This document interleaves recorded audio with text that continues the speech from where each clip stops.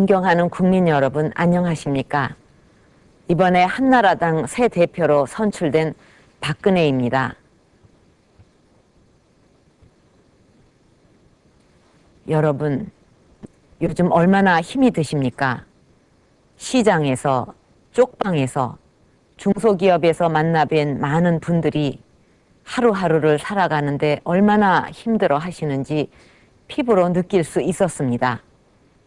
며칠 전에 저는 새로 옮긴 천막 당사로 가려고 택시를 탔다가 기사 아저씨한테 혼이 난 적이 있습니다. 먹고 살기가 너무 힘든데 도와주지는 못할 망정 왜 이렇게 나라를 혼란스럽게 만드느냐. 정치인들이 맨날 싸움만 하니까 나라가 이 모양 아니냐. 그 바람에 죄 없는 국민들만 죽겠다. 이렇게 호통을 치셨습니다. 구구절절이 옳은 말씀이셨습니다. 저는 뭐라고 변명할 말이 없었습니다.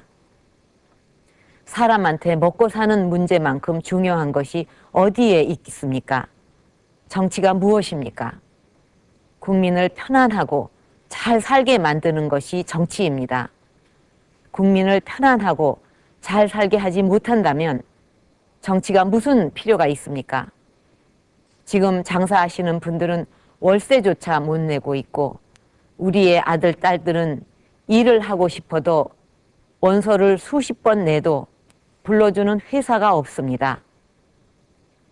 일가족이 생활고를 비관해서 동반 자살을 하고 배 고른 아이들이 100만을 넘었습니다. 실직한 아버지가 병원비 때문에 희귀병 치료를 받던 딸의 인공호흡기를 떼냈다는 가슴 아픈 이야기. 빚에 쫓기던 한 농부가 어머니 장례식에도 못 가고 한밤중에 어머니 산소를 찾아가 목 놓아 울었다는 보도도 있었습니다. 차마 눈물 없이 들을 수 없는 가슴 아픈 사연들입니다. 지금 이것이 바로 우리의 현실입니다. 국민 여러분, 우리 사회가 왜 이렇게 되어버렸습니까? 우리 대한민국이 어떻게 만들어진 나라입니까? 우리 아버지, 어머니들이 전쟁의 폐허 위에 피와 땀으로 일으켜 세운 자랑스러운 나라가 바로 대한민국입니다. 단지 가난한 나라에서 태어났다는 그 죄 하나로 머나먼 낯선 나라의 광부로, 간호사로, 건설 노동자로 가서 일을 했고 심지어는 남의 나라 전쟁터에서 목숨을 바치면서 달러를 벌어들였습니다. 못 먹고 못 입으면서도 자식에게만큼은 이 가난을 물려주지 말자는 일념 하나로 허리띠를 졸라매고 열심히 일해왔습니다. 그 땀과 눈물을 저는 누구보다 잘 알고 있습니다. 60년대 가뭄이 심했던 어느 날 아버지께서 지방 순시를 다녀오신 후 저녁 식사에 온 가족이 모여 앉았습니다. 그러나 아버지께서는 식사를 하지 못하셨습니다. 어머니께서 왜 식사를 안 하시냐고 물으시니 한참 동안 천장만 바라보시다가 말씀하셨습니다. 지방에 가서 만난 아이들의 얼굴에 온통 버짐이 피어 있었고 빡빡 깎은 머리마다 기계충이 옮아 있었고 그 아이들의 어머니들은 먹지 못해서 얼굴과 손발이 퉁퉁 부어 있었다고 하시고는 그냥 자리에서 일어나 나가버리셨습니다. 나가시는 뒷모습에서 아버지 어깨는 흔들리고 있었습니다. 저희 식구들은 그날 아무도 저녁밥을 먹을 수 없었습니다. 그 아이들의 맑은 눈동자 속에 배어있는 배고픔과 삶에 찌든 아이들 어머니의 슬픈 눈동자를 아버지께서는 외면하지 못하셨을 겁니다. 아마 돌아가실 때까지 외면하지 못하셨을 겁니다. 그렇게 가슴에 맺힌 한을 풀기 위해서 우리는 정말 열심히 일했습니다. 그렇게 일으켜 세운 대한민국이 지금 이렇게 무너지고 있는 것입니다. 저는 이 자리에서 대통령의 잘잘못을 말씀드리지 않겠습니다. 정부와 여당의 책임을 따지지도 않겠습니다. 저희 한나라당은 왜 잘못이 없겠습니까? 국민 여러분의 아픔을 제대로 보살펴 드리지 못한 저희부터 반성하겠습니다. 무슨 일이 있더라도 경제만큼은 저희 한나라당이 책임지겠다는 약속을 드립니다. 저는 대표가 되자마자 천막 당사의 경제 현황판부터 만들도록 했습니다. 매일매일 경제 현황을 꼼꼼히 챙길 것입니다. 민생 현장에서 국민 여러분께 들은 이야기를 사무실 벽에 모두 기록해 놓고 매일매일 보고 챙길 것입니다. 하나부터 끝까지 국민 여러분이 먹고 사는 문제, 경제 문제를 챙기는 그런 정당으로 탈바꿈하겠습니다. 국민 여러분께 분명하게 말씀드립니다. 그동안 우리 정치는 국민들 먹고 사는 문제는 뒷전이고 정치 싸움만 해왔습니다. 저는 국민 여러분이 무엇을 싫어하시는지 알고 있습니다. 제가 대표로 있는 한 국민들의 먹고 사는 문제와 상관없는 일로 국회가 싸우는 모습은 더 이상 없을 것입니다. 남의 탓하고 남의 욕하지 않겠습니다. 앞으로 저희 한나라당은 국민들의 모든 고통을 다 내 탓이요 할 것입니다. 콩나물 한 줌을 사면서도 몇 번이나 망설이는 어머니의 마음으로 여러분의 생활에 실질적으로 도움을 주는 생활 정치를 반드시 보여드리겠습니다. 여러분께서도 힘과 용기를 내십시오. 존경하는 국민 여러분, 이제는 편을 가르는 정치, 증오의 정치도 끝을 내야 합니다. 서로를 욕하고 탓하고 서로를 비난만 해서는 결코 국민이 편안할 수 없고 나라가 앞으로 나아갈 수 없습니다. 대한민국은 어느 개인의 것도 아니요, 어느 특정 세력의 전유물도 아닙니다. 대한민국은 국민 모두의 땀과 노력으로 만든 우리 모두의 공동체입니다. 저는 대한민국에는 세 가지 상징이 있다고 생각합니다. 국립현충원, 4.19 묘지, 광주 5.18 묘역, 이 세 가지 상징이 나름의 역사적 정통성을 갖고 대한민국을 끌고 있습니다. 어느 세력도 자기만 정통성이 있다고 주장해서는 안 된다고 생각합니다. 서로 존중하고 아름다운 조화를 이루어야만 국민 통합도 국가 발전도 이룰 수 있습니다. 이제 우리는 근대화 세력도 집권을 해봤고 민주화 세력도 집권을 해봤습니다. 상대를 인정하고 갈등의 고리를 끊을 때도 되었습니다. 정치가 바로 그런 일을 해야 합니다. 저희는 최근에 거센 탄핵 역풍을 보면서도 뼈저린 교훈을 얻고 있습니다. 아무리 탄핵 사유가 충분하고 또 어쩔 수 없이 이루어진 일이라 해도 국민의 여론을 충분히 구하려는 노력이 부족했다는 반성을 하고 있습니다. 아무리 옳은 일이라도 우리가 도덕적으로 신뢰를 받지 못한 상태에서는 국민의 마음을 살 수 없다는 사실을 다시 한번 깨닫고 있습니다. 저희로서는 비록 불가피한 선택이었지만 결과적으로 엄청난 국론 분열과 갈등을 가져온 데 대해 무거운 책임을 통감하고 있습니다. 이제는 차분한 마음으로 헌법재판소 판결을 기다리고 어떤 결과가 나오든 모두가 겸허하게 받아들이는 것이 순리라고 생각합니다. 그것이 이번 일을 계기로 우리나라의 민주주의와 법치주의가 한 단계 더 성숙할 수 있는 길이 될 것입니다. 존경하는 국민 여러분, 이제 17대 총선이 보름 앞으로 다가왔습니다. 그동안 저희 한나라당이 국민 여러분께 얼마나 많은 실망을 드렸는지 잘 알고 있습니다. 나라를 지키고 발전시킨 중심 세력이면서도 저희는 그동안 나태했습니다.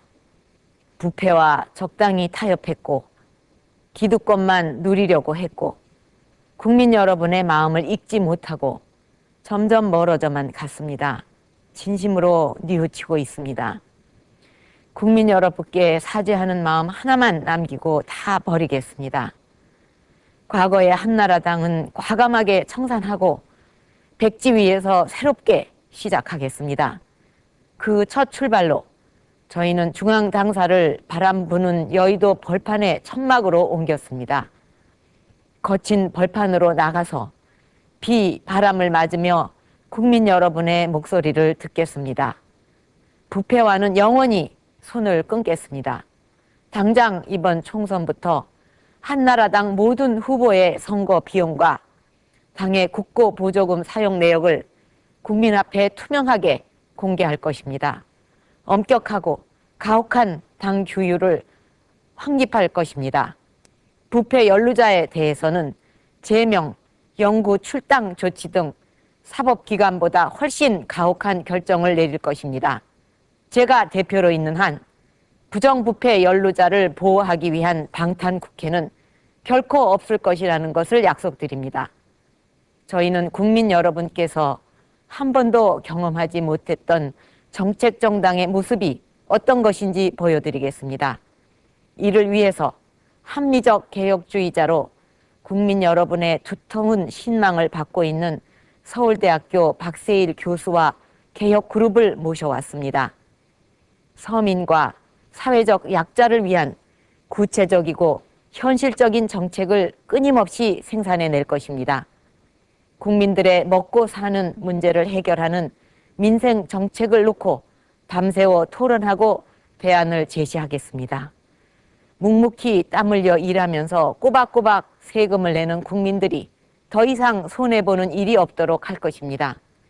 그리고 우리나라의 잘못된 정치 문화를 꼭 바꾸도록 노력할 것입니다.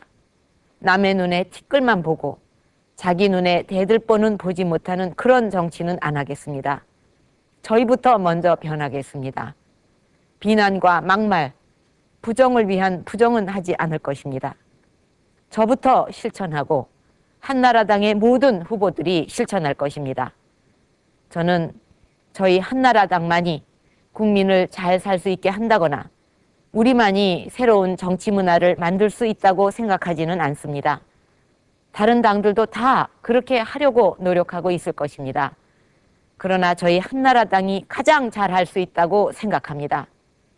그만한 능력과 경험을 가지고 있고 잘못을 반성하고 새롭게 태어나려는 각오도 가장 강하기 때문입니다. 국민 여러분께 간절한 마음으로 호소드립니다. 아시다시피 총선은 국민을 위해 일하는 심부름꾼을 뽑는 선거입니다. 한 번 선택하면 앞으로 4년 동안 여러분의 지역과 나라를 책임지게 됩니다. 좋은 정책과 비전을 가진 유능한 인물들이 선택을 받을 때 정치 개혁도 국가 발전도 가능할 것입니다. 그런데 오로지 탄핵 문제 때문에 유능한 인재들이 선택받지 못하고 검증받지 못한 사람들이 국회에 들어간다면 정치 발전, 국가 발전이 어떻게 이루어질 수 있겠습니까? 솔직히 말씀드려서 지금의 분위기로 간다면 야당의 존립 자체가 위태롭습니다. 견제와 균형이 무너질 때 민주주의가 무너지고 사회가 극단으로 흐르게 된다는 사실을 국민 여러분께서는 누구보다 잘 알고 계실 것입니다. 보도를 통해 알고 계시겠지만 이미 그런 조짐이 나타나고 있습니다. 깨끗한 정치를 외치고 있는 열린우리당이 정작 선거법 위반을 가장 많이 하고 있습니다. 벌써부터 이런데 아무도 견제할 수 없는 절대 다수의 일당 체제가 출현한다면 대한민국이 어떻게 될 것인지 현명하게 판단해 주시기 바랍니다. 아마도 거대 여당의 출현을 정권에 대한 지지라고 생각하고 지난 1년간 보셨던 원칙 없는 인기 영합주의 정책이 더욱 기승을 부릴 것입니다. 나눠 가질 빵은 점점 줄어들고 있는데 분배를 요구하는 이익 집단의 목소리는 폭발적으로 높아질 것입니다. 투자는 더욱 줄어들고 기업은 점점 어려워지고 갈수록 실업은 늘어날 것입니다. 정권이 제대로 견제를 받지 않고 인기 영합주의에 빠져서 결국 삼류 국가로 전락하고 말았던 남미 국가의 길을 걷게 될 위험이 너무도 큽니다. 이것은 제가 정부 여당을 비난하기 위해 드리는 말씀이 아닙니다. 저는 진심으로 걱정하고 있습니다.